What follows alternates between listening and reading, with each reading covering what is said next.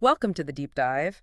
Today we're diving into holistic dog care. Yeah, Think of this as exploring a more proactive, science-backed way to really, look after your dog's overall well-being, looking beyond just treating sickness when it happens. exactly. Holistic care, really, it's about understanding the bigger picture of your dog's health. Right. It's about smartly combining what conventional veterinary medicine does so well Yeah, the standard stuff. with more natural preventive steps.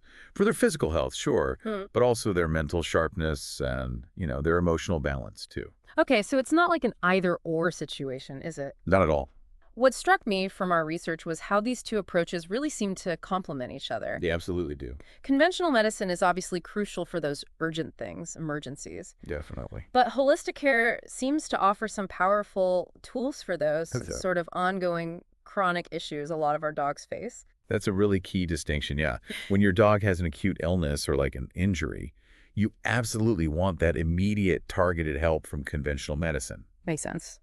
But for conditions like allergies that just seem to linger, or the stiffness from arthritis, or even persistent anxiety, that's where these holistic strategies can really make a difference Ah, in okay. the long-term management and just their quality of life.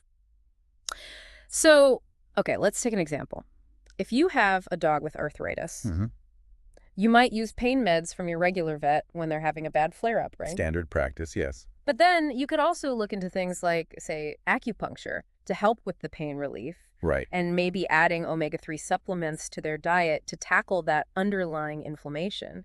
It's like attacking the problem from different angles. Precisely. It's that integrated approach that seems so promising. Okay. And to help us navigate this, we sort of identified three main areas that kept popping up in the sources we looked at. Good. What are they? How diet basically acts as medicine, how we can better manage our dog's stress levels, and then some key preventative practices to try and keep them healthy in the long run. Okay, let's unpack that.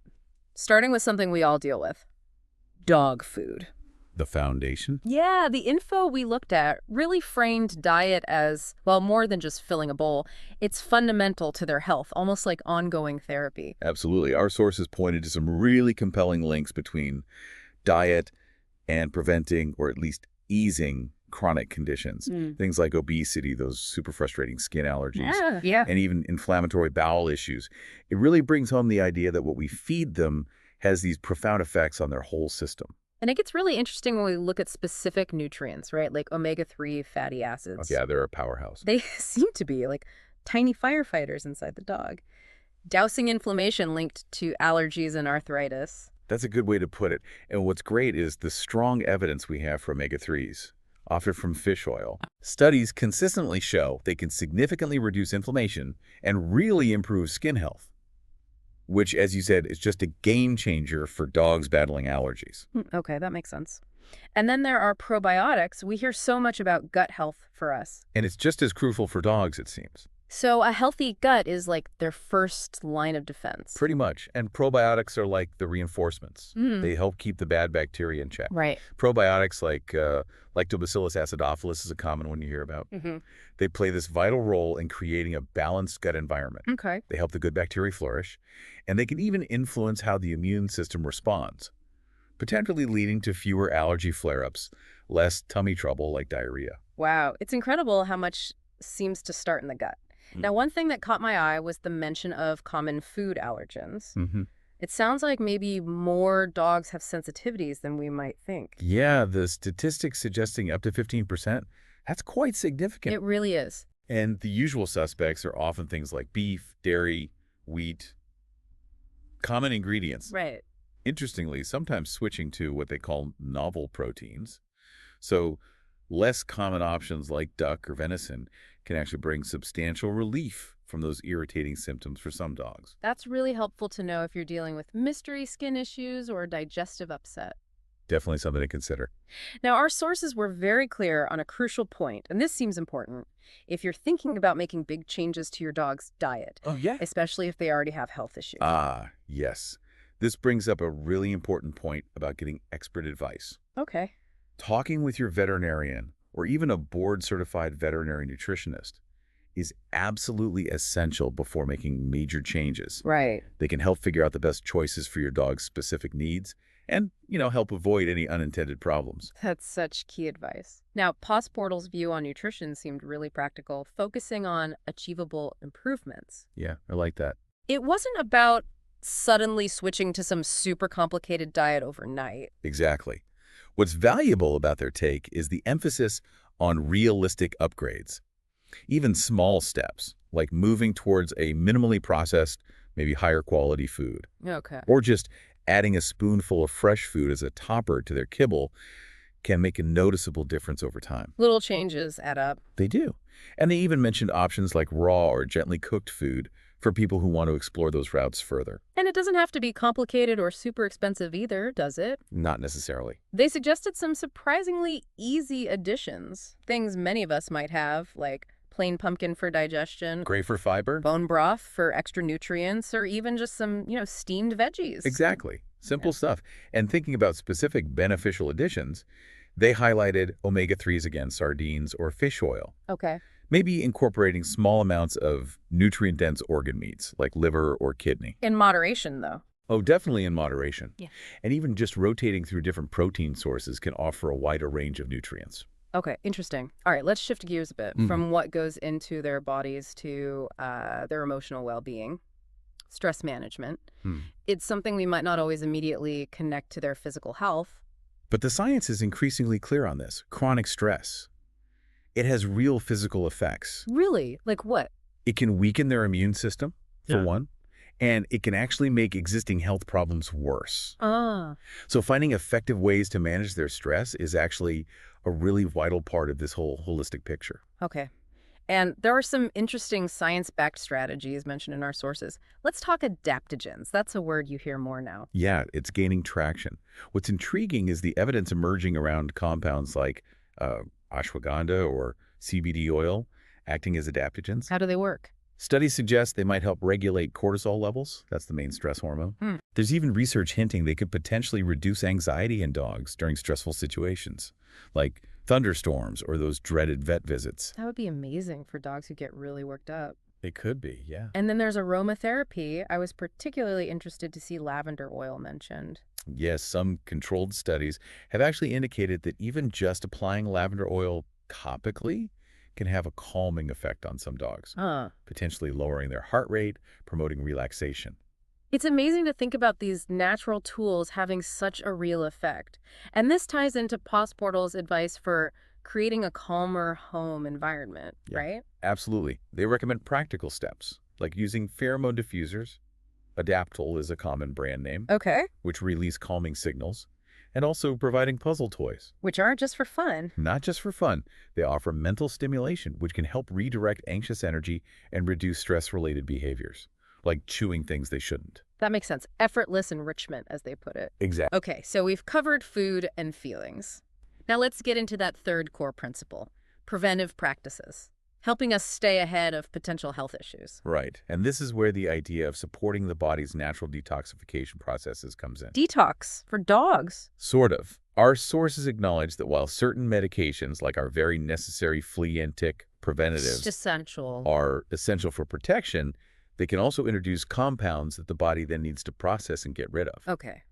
And they specifically mentioned isoxazoline-based treatments, things like Brevecto, NexGard, popular ones, Mhm.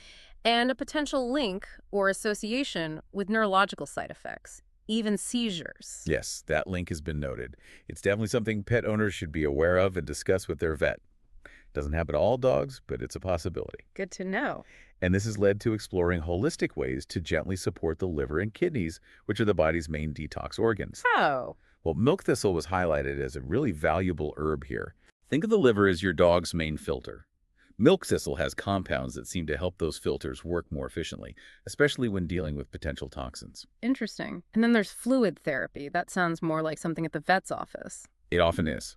Subcutaneous fluids under the skin, or IV fluids, can help literally flush toxins from the body more effectively. Right. Sometimes this is combined with specific vitamins or herbs like choline or methionine to further help those detoxification pathways. Okay.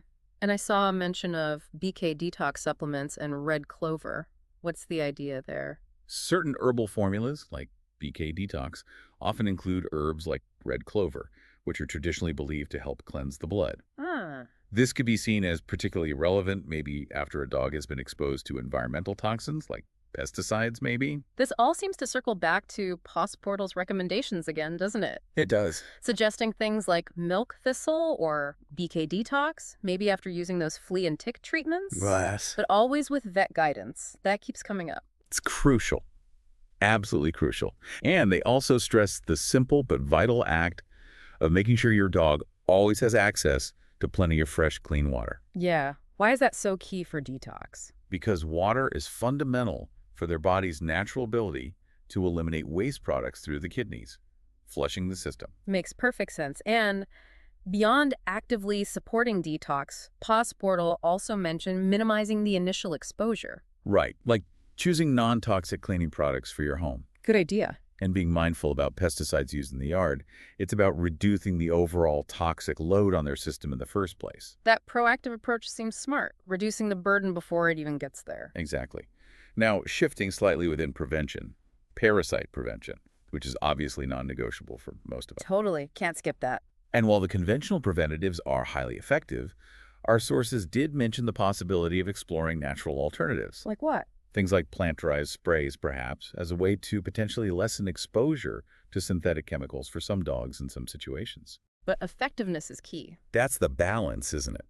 What's paramount here, again, is striking that balance between effective prevention and minimizing potential exposure. So talk to your vet. Absolutely. Have an open discussion with your vet about all the options.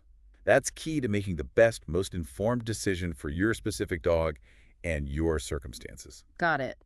And finally, under preventative practices, cognitive health, brain health for older dogs. Yes, it's wonderful we're paying more attention to this as our dogs live longer lives. How can we support that? Well, it's an emerging area, but our research highlighted that supplements containing NAD plus precursors. NAD plus blah. Yeah, they're showing promise in supporting healthy brain aging.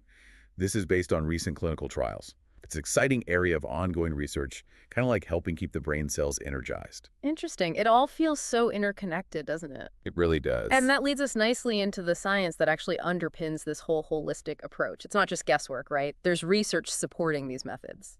Exactly. It's not just anecdotal. Take the gut-immune connection, for example. Okay. Our sources highlighted that a huge chunk, maybe around 70% of the immune system, actually resides in the gut. Wow, 70%. Yeah, which really underlines why keeping that gut environment healthy, often using things like probiotics, is so crucial for overall immunity and reducing inflammation throughout the body. And we talked about omega-3s for allergies earlier, but they help with other stuff too. Oh, yes.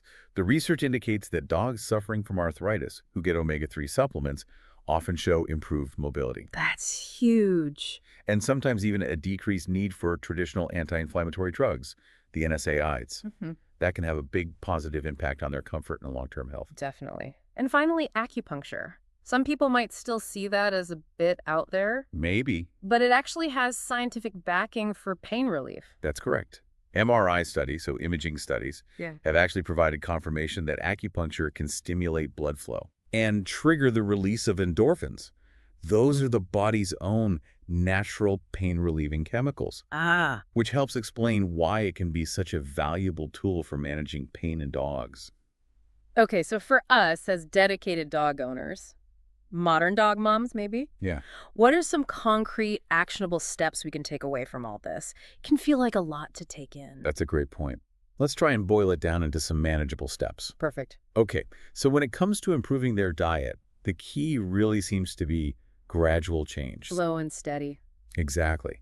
Transitioning to a higher quality, maybe less processed food over, say, a week to 10 days, that helps their digestive system adapt. Right. No sudden switches. And as we've said multiple times now, always have that chat with your vet before introducing new supplements like fish oil or probiotics. Okay. Got it. What about creating that more stress-free home environment? Simple adjustments can make a surprisingly big difference. Using those pheromone diffusers during predictable stressful times, fireworks, travel. Yeah, holidays. It can be really beneficial for some dogs. And providing puzzle toys isn't just keeping them busy, it offers mental enrichment. Right. And it can help redirect anxious behaviors, like chewing. which aligns with that Pawsportal idea of effortless enrichment. Love that. Okay, and supporting their natural detox processes. So, after those necessary flea and tick treatments, maybe consider discussing things like milk thistle or a detox support supplement like BK Detox with your vet. Always under supervision. Always. And the easiest thing we can all do, ensure our dogs have constant access to fresh, clean water. That supports their body's natural waste elimination. Super practical. Okay, these are all really doable things. Now, when should we as pet owners really know it's time to seek professional guidance, especially in this holistic realm? It's vital to remember that holistic care works best with, not instead of, conventional veterinary medicine. Okay. So if your dog is showing persistent vomiting or diarrhea, any unexplained weight loss, or big changes in behavior like unusual tiredness or sudden aggression, Red flags. definitely red flags. You need to consult with your veterinarian promptly. Don't wait. And it sounds like there are vets who specialize in this integrated approach. Yes, exactly.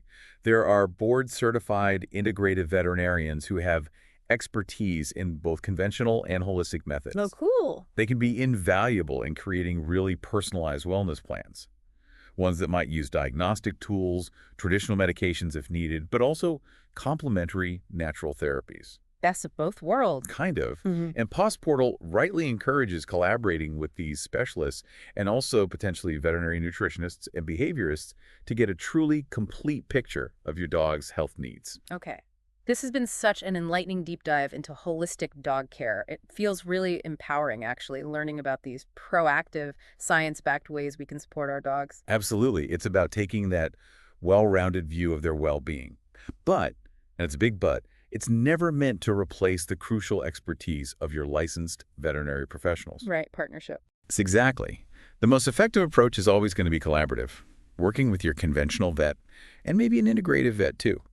So for you, our listener, maybe the key takeaway is to think about just one small, manageable change you could implement today based on what we've talked about. Whether it's researching a slightly better food or looking into a calming aid for stressful times, or even just, double checking that water bowl is always full and fresh. Every little bit helps. Even a small step can really contribute to your dog's long-term health and happiness. It's definitely something to think about, isn't it? As we all try to give our dogs the absolute best lives possible,